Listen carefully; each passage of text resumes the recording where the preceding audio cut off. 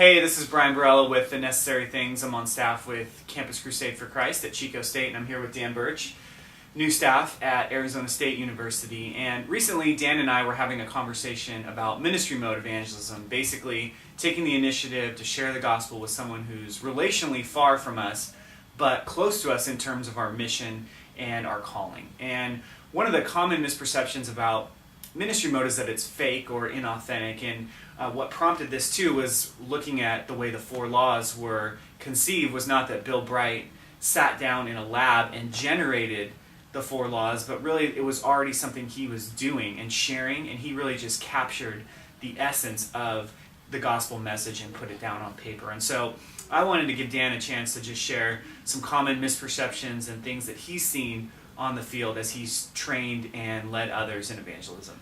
Yeah, I think one of the biggest things I see in ministry mode evangelism with staff is relying too much on the tool and not necessarily the gospel and how it's penetrated their own lives. And so I've seen staff just struggle with that paradigm in ministry mode evangelism.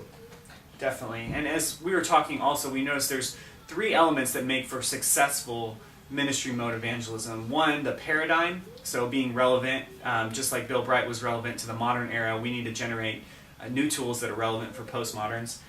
2, the personality, just that we're bringing who we are, that we're not being robotic, and that we're not trying to reach into a presentation, but we're really being who we are and letting the gospel flow through us and into the message. And then finally, the gospel message, that really, regardless of the culture, that we're being true to the reality that it is polarizing, that there is a black and white and absolute nature to it that isn't fun or necessarily exciting for people to hear, but part of the message. And so, Dan, if you were to encourage new staff or even staff on the field who are already doing ministry mode or who are reticent to engaging in it just because of some of those things, what would you say to them?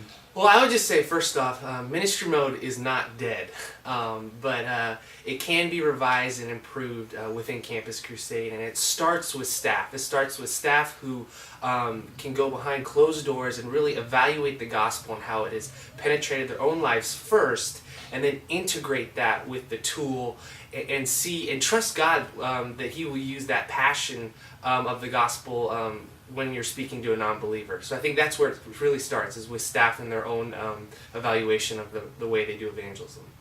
Definitely, yeah. And so we'd love to hear your thoughts, so please leave some comments in the comment section. Love to just kick off a discussion about that. So thanks for joining us, and we'll see you in the comments.